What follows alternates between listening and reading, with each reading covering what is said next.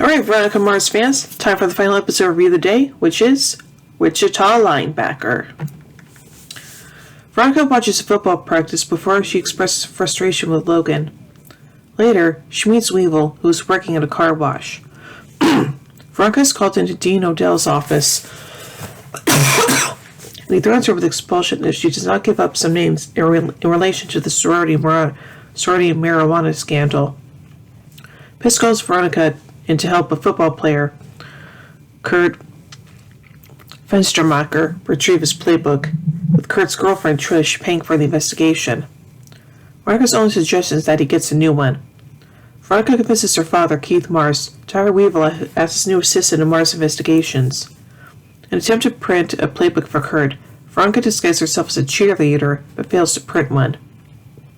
After being called back into the dean's office, Veronica is in the room during a debate between fraternity boys and feminists. Veronica goes back to the football player, and she hypothesizes that his girlfriend's ex-boyfriend stole it. Weevil helps Keith at detective work, succeeding beyond Keith's expectations. Veronica talks to the ex-boyfriend before learning that Kurt's best friend is probably guilty. Veronica gets a disturbing phone call from Logan, so she tracks his cell phone, finding him gambling. Veronica and Logan have a fight before she learns that Keith had to stop working for a client when Weevil hit a suspect. Keith feels required to fire Weevil. Veronica tells Weevil the news before she gives him a job fixing the dean's car. Veronica confronts the best friend, but he's not the perpetrator, and Veronica suddenly realizes that Trish is. Veronica lies to Trish about what happened to Kurt in order to elicit a true reaction from her. This plan works, and Veronica learns that Trish took the playbook in order to get him off the team. However, she lost in the process. Kurt, Trish, and Veronica track it down to the ex-boyfriend, who gave the plays to another team despite the couple. Veronica goes to Dean Odell and asks for an exchange. Veronica tells him that his son spray-painted his car and he will hire Weevil.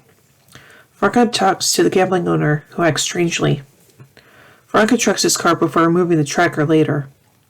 Veronica talks to Trish, who says that Kurt left for Kansas. Weevil starts his new job as a Hearst janitor.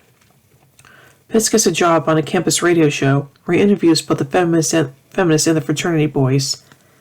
In the middle of the show, feminists get a text that says that Claire, the girl who the fraternity boys pointed out, was raped. Veronica and Logan reconcile their relationship and kiss. Aww. So now let's look at the production of this episode. The episode was written by Phil Klemmer and John Embaum and directed by Harry Weiner, marking both Klemmer and Embaum's 11th writing credit and Weiner's 3rd directing credit for the series. Klemmer and Embaum initially thought they would be unable to write the episode because they didn't know very much about American football, so they tried to make the episode less about football. Embaum stated, quote, "Rob just sort of handed the episode down. I think if you pay strict attention, you'll find it isn't as football-y as an episode about a football player could possibly be, and I think that's why."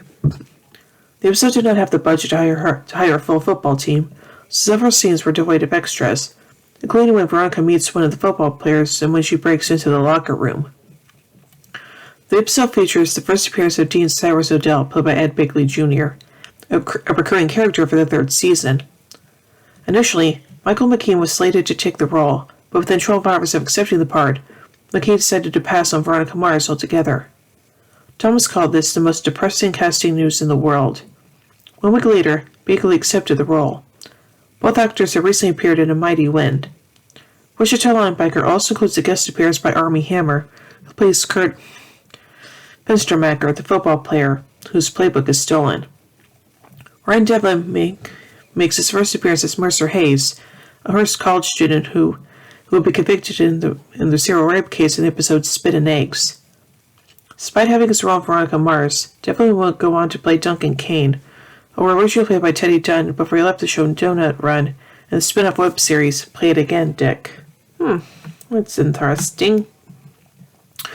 So overall, I think this episode is pretty good, and the whole football player case was kind of interesting, so yeah. So overall, I give Wichita Linebacker 4 marshmallows out of 5. Well, anyway, till next time as we take a look at the next episode, Charlie Don't Surf. So, until then, remember everyone, the game's afoot.